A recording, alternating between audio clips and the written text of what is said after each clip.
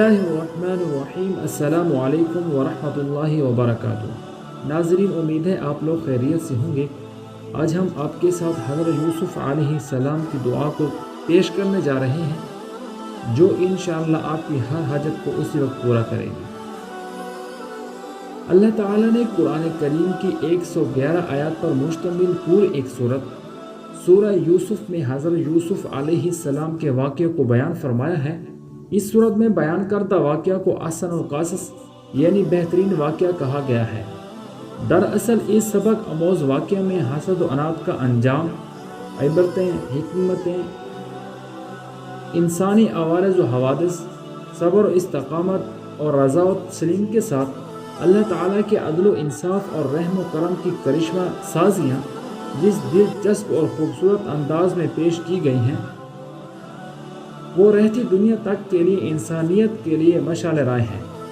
कुरान पाक में हज़रत यूसुफ़ अलैहिस्सलाम का नाम मुबारक 26 मरतबा आया है, जिसमें से 24 बार सूरह यूसुफ़ में, जबकि सूरह अनआम और सूरह गाफिर में एक एक बार आप अलैहिस्सलाम का जिक्र आया है। कुरान की सूरह यूसुफ़ में हज़रत यूसुफ़ अलैहिस्सलाम का किस्सा बयान हुआ है। उनके सौतेले भाइयों के गलत सलूक की वजह से वो वक्त आया जबकि हज़रत यूसुफ़ के वालिद हज़रत याकूब बज़ाहिर अपने 2 अजीज़ बेटों से महरूम हो गए। उस हादसे के वक्त हज़रत याकूब अलैहिस्सलाम की ज़बान से ये दुआया कलमा निकला, इन्नमा अश्कू बस्सी व हुज़्नी इलल्लाह, यानी मैं अपनी परेशानी और गम का शिकवा सिर्फ अल्लाह से करता हूँ। पैगम्बर की ज़ुबान से निकले हुए ये अल्फाज एक अहम हकीकत को बताते हैं।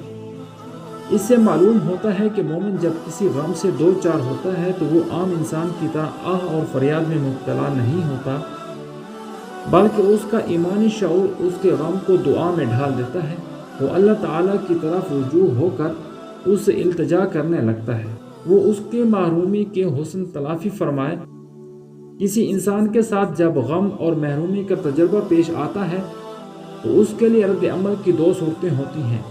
एक है इंसानों की तरफ देखना और दूसरा है खुदा की तरफ देखना। जो लोग हादसे के वक्त इंसान की तरफ देखें, वो सिर्फ ये करते हैं कि इंसान के खिलाफ फरियाद फ़ग़ा में मुब्तला हो जाए, मगर जिस शख्स का ये हाल हो कि वो इस किस्म के तजर्बे के बाद खुदा को याद करने लगे, वो छीनने वाले के बजाय देने वाले को अपना मरकज़ तवज्जो बना लेगा। उसका ज़हन मायूसी के बजाय उम्मीद का आशियाना बन जाएगा। दुआ एक ताकत है। नाज़ुक वक्तों में दुआ मोमिन का सबसे बड़ा सहारा है। दुआ उस एतमाद का सरचश्मा है कि इस दुनिया में कोई खोना आखिरी नहीं, बल्कि हर खोने में असर नौ पाने का राज छुपा हुआ है।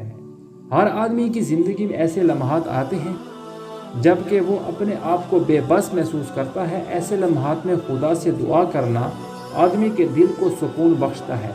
दुआ गोया किसी आदमी के लिए क्राइसिस मैनेजमेंट का बेहतरीन ज़रिया है। अल्लाह ताला से दुआ है कि अल्लाह ताला हमारे हर मुश्किलात में आसानियाँ पैदा फरमाए। अल्लाह ताला हम सब का हामी नासिर हो। आमीन।